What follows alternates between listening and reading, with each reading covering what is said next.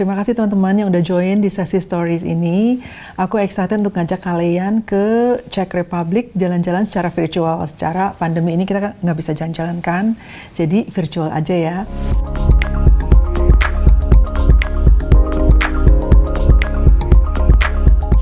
Actually aku sering banget ke Czech Republic, tapi specifically kali ini trip ini aku diundang oleh Czech Tourism Board untuk meliput daerah yang dinamakan Central Bohemia. Di Central Bohemia ini banyak banget castle-castle yang indah-indah dan mereka turn it into a hotel. So perjalanan aku ini kebetulan pas musim gugur, autumn fall, jadi keren banget pohon-pohonnya, warna-warnanya cantik-cantik, dan it was in October 2018. Seperti kalian tahu kan kalau Prague itu adalah ibu kota dari Czech Republic, dan Prague itu udah terlalu terkenal di mana-mana. Jadi tujuan dari Tourism Board itu ngundang aku untuk meliput Central Bohemia adalah untuk memperkenalkan destinasi mereka yang masih belum terlalu terkenal supaya orang-orang tahu dan bisa datang untuk menikmati keindahannya. Jadi Prague itu juga dikenal sebagai ibu kota kastil dunia. Soalnya Czech itu punya lebih dari 2000 castle. Yang paling terkenal namanya Castle Praha atau Prague Castle, dan juga yang jadi terbesar di Eropa. Karenanya kastel ini punya lebih dari 700 kamar. Bangunannya punya gaya arsitektur yang klasik, makanya pemerintahnya sangat concern membangun pariwisata.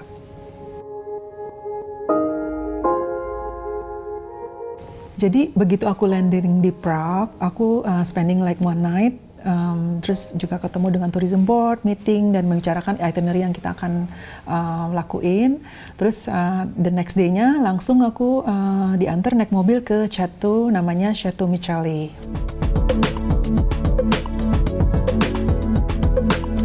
Sebelumnya aku udah pernah ke Chateau Micheli dan juga di autumn season.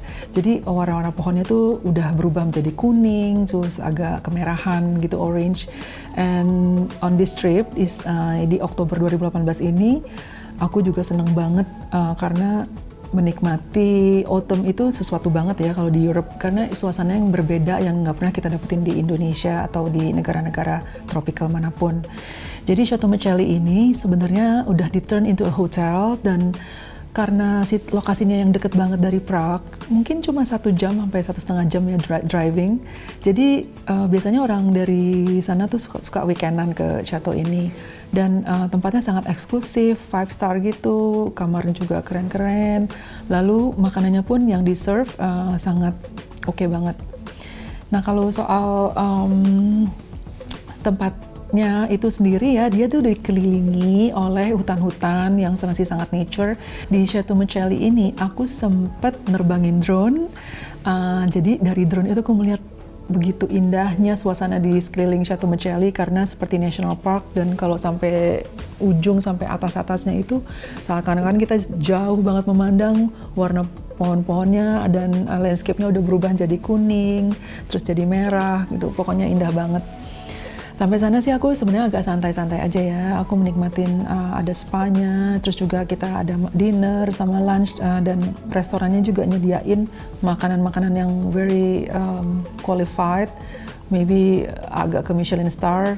Jadi yang paling aku suka sih waktu itu kayaknya something like a steak or a soup, lupa banget sih apa namanya, tapi enak deh pokoknya. Dan kebetulan karena autumn ini, jadi waktu aku di sana tuh langsung syuting untuk suasana campaign seperti untuk Halloween. Jadi mereka set up seperti piknik di gardennya dengan pumpkin, juga ada sempat minjem anjingnya juga yang punya di situ. Jadi photoshootnya juga exciting banget.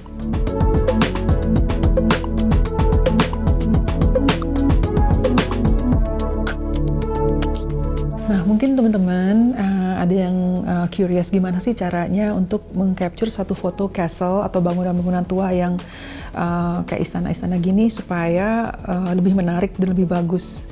Nah, terus terang emang aku kan sangat tertarik sama architecture dan juga untuk landscape. Jadi aku selalu pakai lensa wide angle. Andalanku adalah antara 1430 sampai 1635 ya. Jadi dengan lensa itu aku bisa meng-capture keseluruhan dan kemegahan suasana. Dan terutama kalau gimana caranya angle-nya itu aku lebih suka pakai low angle. Jadi seakan-akan castle-nya tuh wow di depan kita gitu, jadi kayak we are so immersed into the suasananya ya kan. Jadi tergantung kalau misalnya untuk sunset, sunrise, dan aku akan pakai filter, dan biasanya memang lebih dramatis kalau kita memotret di saat-saat sunset atau sunrise. Tapi kalau misal pun nggak keburu, nggak apa-apa, maksudnya untuk blue hour pun masih oke. Nah, sejak abad 18, Prague sudah terkenal akan keindahannya sampai-sampai kota ini juga disebut sebagai kota paling tampan di Eropa. Nggak cuma kastil-kastil megah, menawan dan klasik bergaya gotik ya. Republik Czech ini juga surganya pencinta tanaman dan kebun. Kalau di total ada 25 area landscape yang dilindungi dan ada juga 4 taman nasional. Yang paling terkenal adalah Bohemian Paradise. Aku beruntung banget karena Taman Nasional ini juga masuk dalam list destinasi yang selama di perjalanan Ceko ini. Jadi Bohemian Paradise ini cagar alam pertamanya Czech Republic. Lokasinya tuh ada di sebelah timur Prague dan utara Bohemia. Cagar alam ini makin populer karena ada pedesaan yang suasananya indah banget. Recommended banget pokoknya buat para traveler yang cinta alam. Seperti yang aku tadi bilang, Czech Tourism Board ini kepingin banget memperkenalkan national parknya yang kurang begitu dikenal oleh orang-orang luar. Nah, salah satunya adalah Bohemian Paradise ini. Padahal Bohemian Paradise ini kan salah satu yang tertua dan terkenal banget kan di Czech Republic.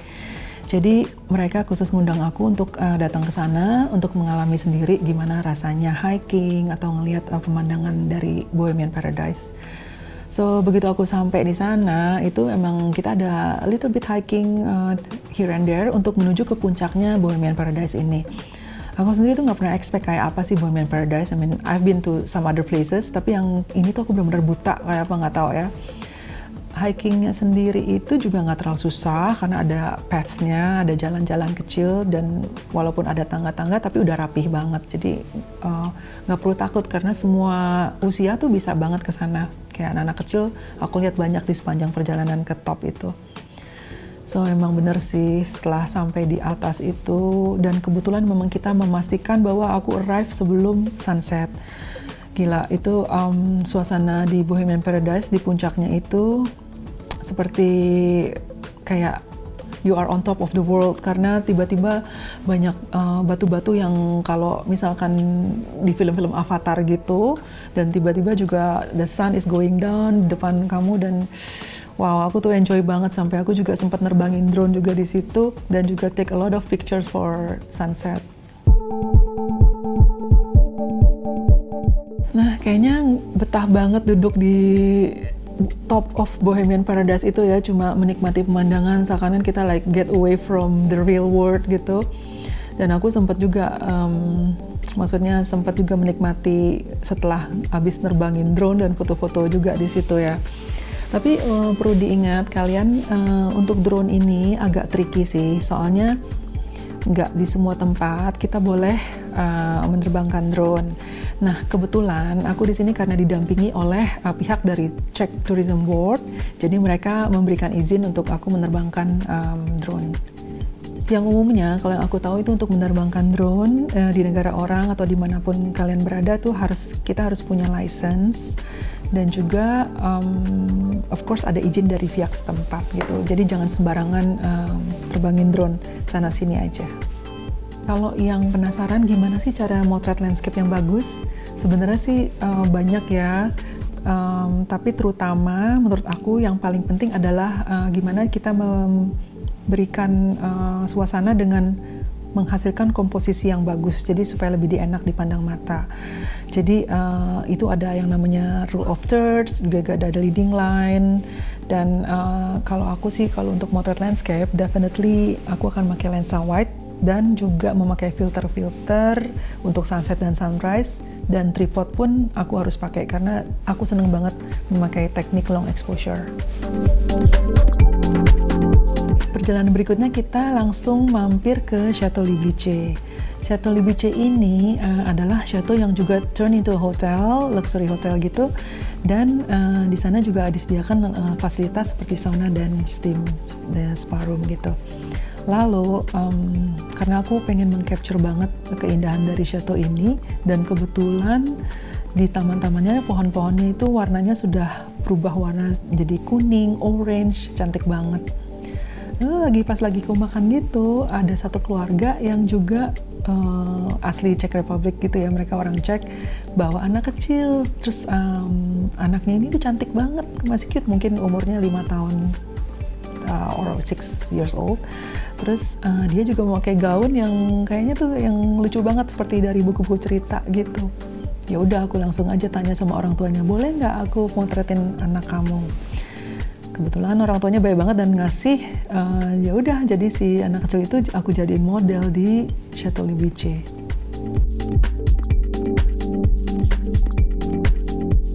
Nah, mungkin kalian penasaran apa sih rasanya ya nginep-nginep di chateau-chateau atau castle-castle itu.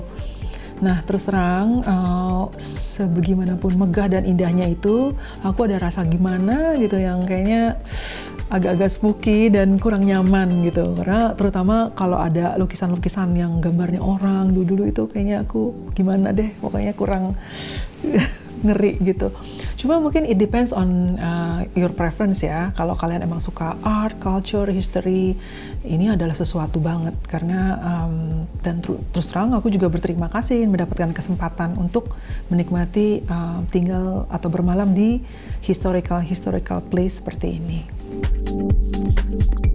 Destinasi terakhir aku di Central Bohemia adalah Kutná Hora. Nah, Kutná Hora ini adalah kota pedesaan yang jaraknya 70 km dari timur Prague. Jadi mungkin kira-kira 1 jam sampai 1,5 jam aja ya, kalau naik train. Kutná Hora ini merupakan kota yang masuk dalam daftar situs warisan dunia UNESCO. Luasnya kira-kira 33 km persegi. Dan ada 2 situs yang bikin aku takjub banget, yaitu Saint Barbaras Cathedral dan Sedlec Usori. Sebelum aku masuk ke Santa Barbaras Cathedral, aku tuh sempat juga mengelilingi Kutná Hora ini. Menurut aku Kutná Hora ini charming banget dan salah satu kota yang harus divisit kalau kalian ke Czech Republic selain Prague. Karena kotanya charming, cute, kecil, terus nggak usah pakai mobil, kalian bisa explore dengan jalan kaki kemana aja deket.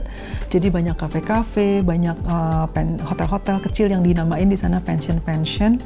Dan kayaknya tuh ngebayangin kalau bisa tinggal 1-2 malam kalau weekend di sana kayaknya seru banget.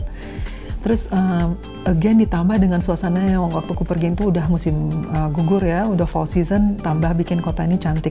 Dimana si Saint Barbaras Cathedral adalah ikonik banget di kota itu, jadi dia kayak mahkota gitu muncul dari tanah.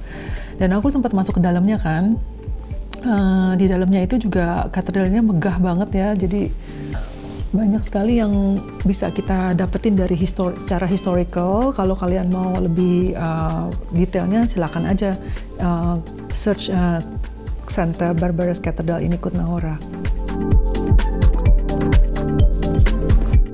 Ada satu lagi gereja yang aku suka banget di Kutná Hora ini, namanya The Church of the Assumption of Our Lady and Saint John the Baptist. Gereja ini arsitekturnya itu tuh berbentuk gotik dan barok seperti yang lain-lainnya juga. Dan juga termasuk di list di UNESCO World Heritage barengan sama Saint Barbara. Kutná Hora merupakan kota tambang perak terbesar di Eropa Tengah pada abad pertengahan. Bahkan pernah akan dijadikan ibu kota kerajaan Bohemia. Namun karena terlalu dieksplorasi, akhirnya tambang-tambang di Kutná Hora dipenuhi air yang berasal dari dalam tanah.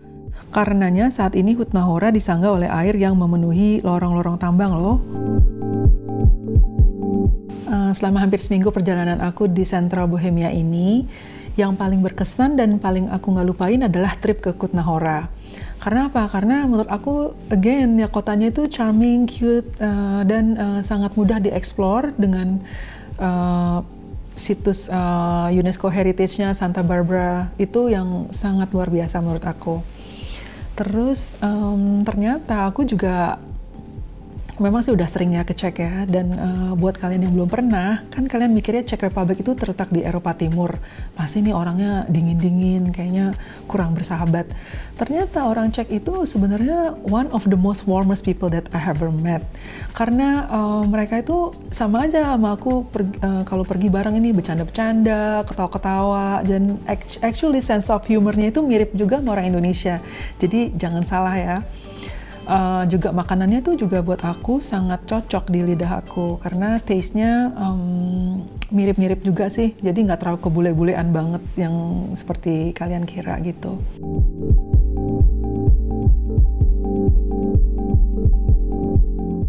Mungkin ada yang wondering gimana sih cara motret sambil jalan tapi di tengah-tengah trip dan itinerary yang padat. Nah, kalau untuk ini, aku tuh memang sudah membicarakan sebelumnya dengan pihak dari Tourism Board bahwa aku harus capture foto di mana lightingnya itu sangat bagus, yaitu either sunset or sunrise. Jadi in the middle of the day biasanya juga nggak terlalu banyak motret dan lebih banyak pakai drone. Jadi sebaiknya memang sudah di-plan sebelum pergi itu, karena perjalanan kita untuk mendapatkan foto yang bagus tidak terjadi begitu aja, namun kita harus untuk memprediksi dan memplan foto apa yang kita mau. Kita harus research dulu di Google atau dimanapun itu ya, di internet, lalu kalian sudah kira-kira mendapatkan, oh oke nih, ini spot yang bagus dan aku akan capture ini di sunset tanggal sekian, sunrise tanggal sekian, seperti itu.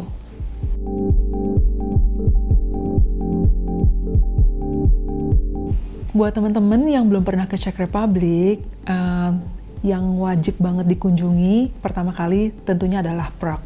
Karena Prague itu kotanya indah banget, fotogenik dari segala sisi, bisa kalian foto dengan bagus. Terutama di Charles Bridge-nya, terus Prague Castle, itu semua udah kayaknya aku seminggu aja juga betah ya di Prague untuk stay dan tinggal untuk foto-foto di situ. Tapi kalau kalian udah selesai dengan Prague itu, silakan kunjungin Central Bohemia ini karena emangnya indah, dan terutama jangan lupa Kutná Hora ya.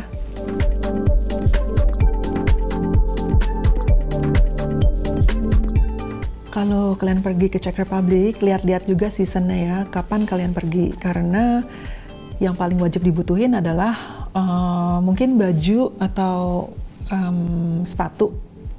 Karena apa? Karena kebanyakan di Czech Republic itu, especially di Prague, itu jalanannya itu cobblestone gitu. Jadi aku sih nyaranin pakai sepatu sneakers aja yang nyaman deh pokoknya. Jadi nggak usah bawa-bawa sepatu yang terlalu fancy-fancy, nanti kalian capek sendiri. Terus kedua, of course, baju yang mencukupi karena memang agak dingin ya. Walaupun misalkan cuma bulan Oktober, bulan November, itu udah buat orang kita sih kayaknya udah lumayan bikin gemeteran. Jadi prepare aja baju-baju yang hangat.